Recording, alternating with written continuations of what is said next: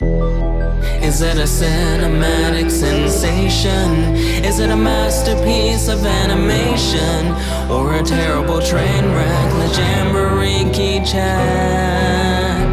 If a movie needs an exorcism, he'll smite the demon with criticism.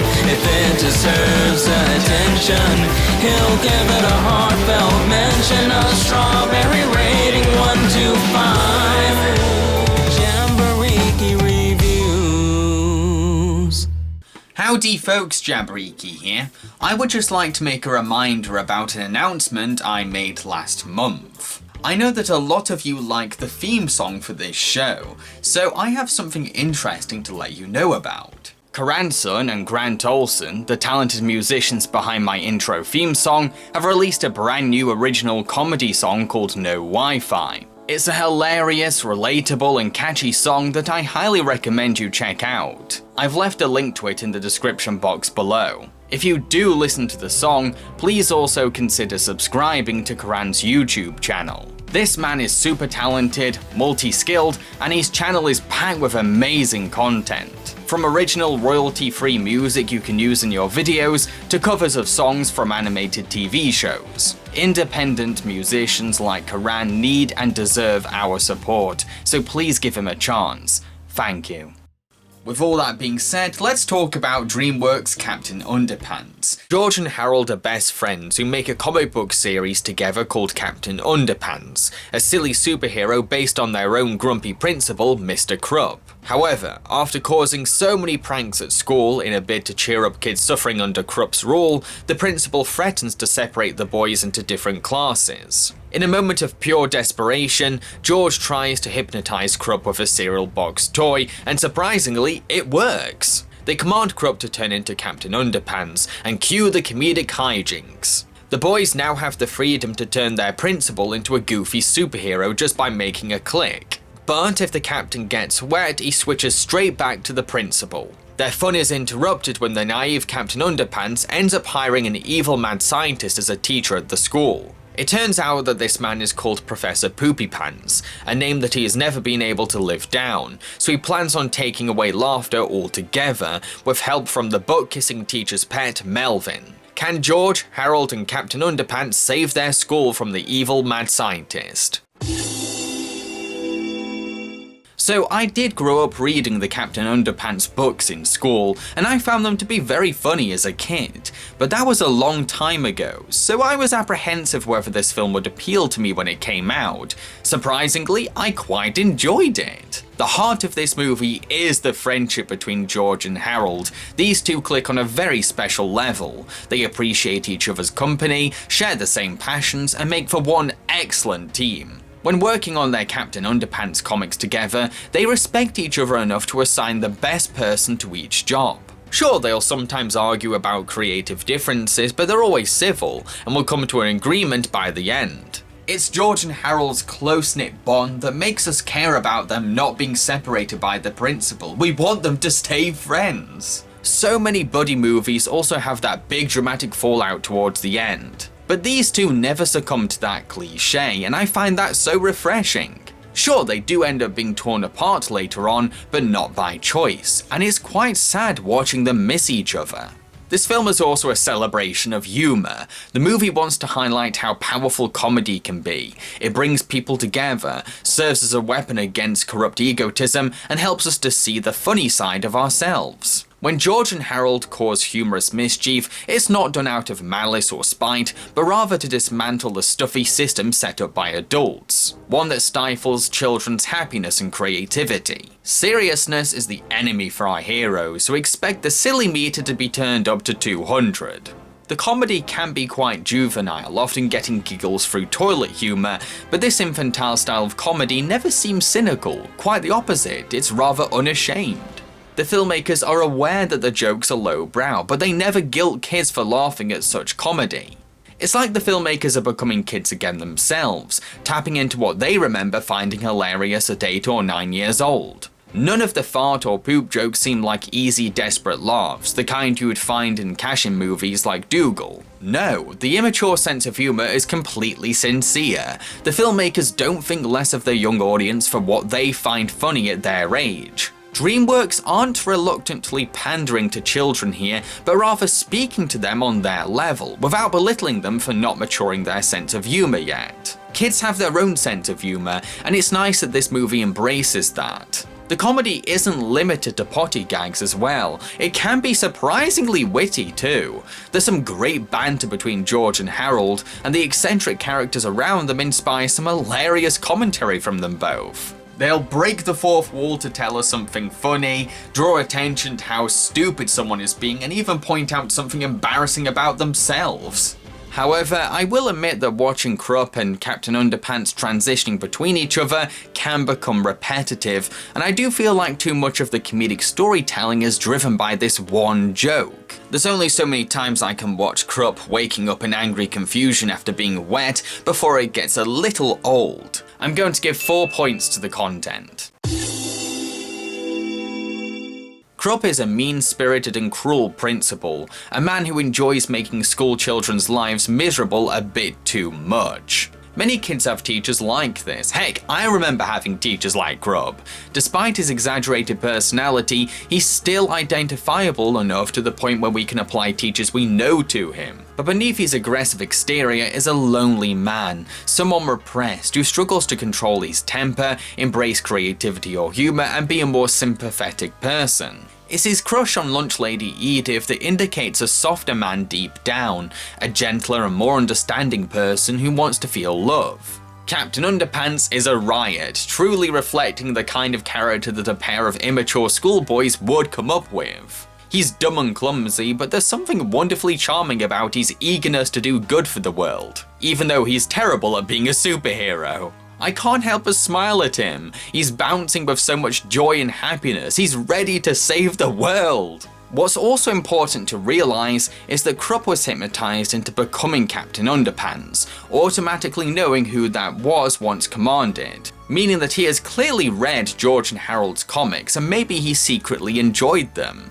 Perhaps Captain Underpants is the jovial, upbeat personality that Krupp wishes he could be, but struggles to enjoy embracing.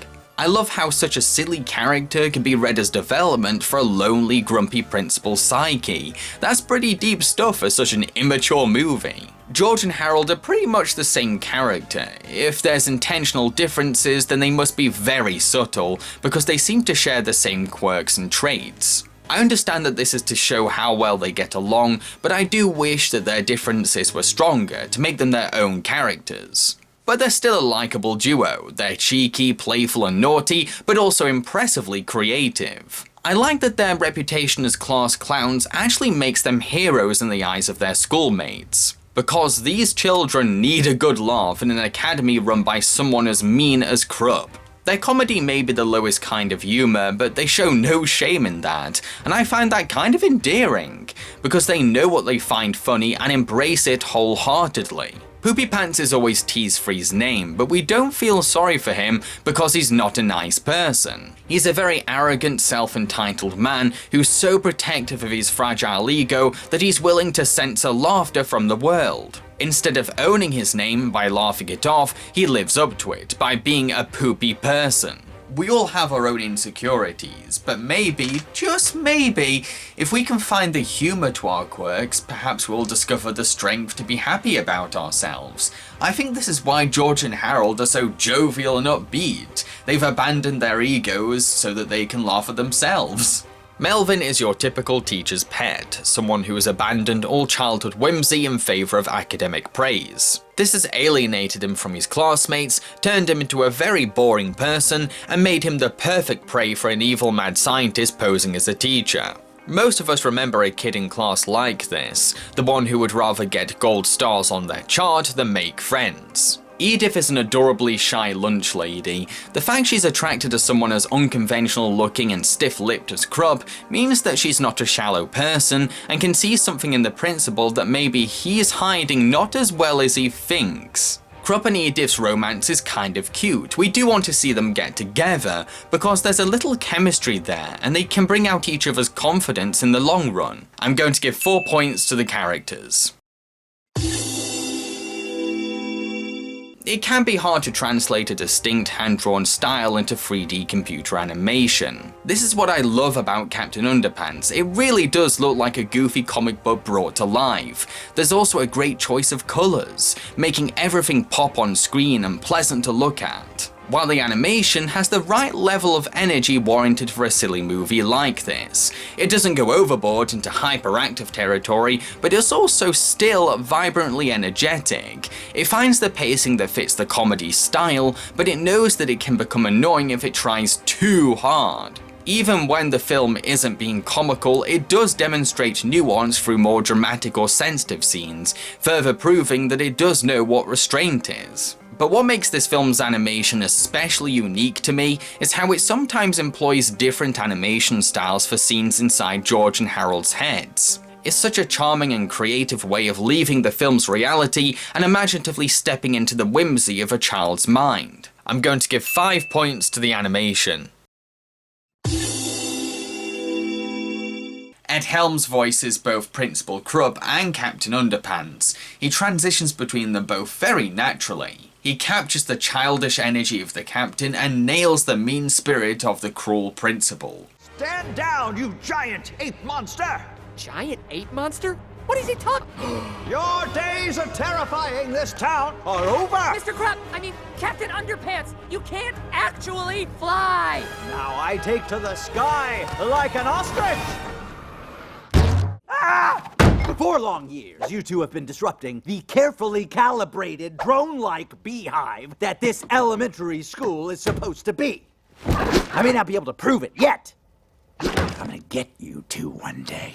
Kevin Hart is George. He uses his distinct, boisterous personality to bring a lot of charismatic energy to this rebellious, cheeky little boy. Come on, Harold. If you won't do it for me and you won't do it for you, do it for future generations. Save the first graders, the kindergartners, the unborn from a life of eternal boredom. Thomas Middleditch is Harold. He goes for a lighter delivery compared to Hart, but he still gets into the spirit of what it's like to be a child. And before we know it, separate classes will lead to separate lives, which inevitably leads to robots. What? Why are there robots at the mall? Because this is the future. The future always has robots. Whoa. Why are the robots shooting other robots? Aren't they supposed to be friends? I don't know. I'm the artist. You're the writer. That's why we need each other. Nick Kroll plays Professor Poopy Pants, putting on a goofy European accent that really fits a cartoony mad scientist. Melvin, with your brain and my brain together, we can finally wipe out laughter for once and for all! Jordan Peele is Melvin, putting on an annoying high-pitched voice that's perfect for a teacher's pet. This kind of character is supposed to sound grating. Well. I heard you both got into a bit of the old trouble today. How'd you hear that, Melvin? Did you tattletale on us? Maybe I did, maybe I didn't. I did. Kristen Schaal, who usually plays loud, wacky characters, dramatically tones down her voice so that she can take on a more timid and shy character, proving that she does have a wide range. What brings you around here? I just made this tuna casserole and I noticed it had your name on it and jalapeno peppers. I'm going to give 5 points to the voice acting.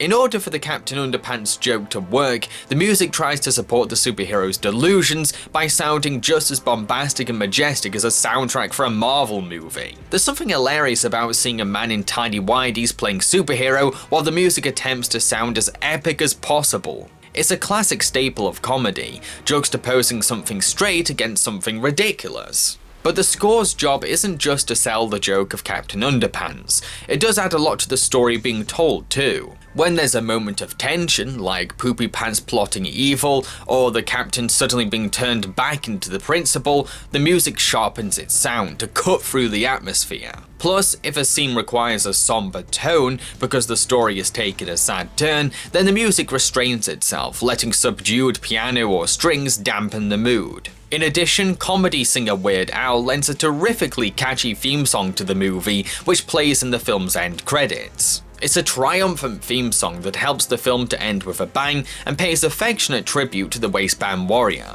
I'm going to give 5 points to the music. To conclude, Captain Underpants may not blow your mind or drop your jaw, but it's definitely got a lot of charm to it. I have to admire how much confidence and pride it has. It knows what it is and embraces itself with so much fun. It taps into the mind of a child, celebrating what it's like to be a kid, and encouraging grown-ups in the audience to remember a simpler time.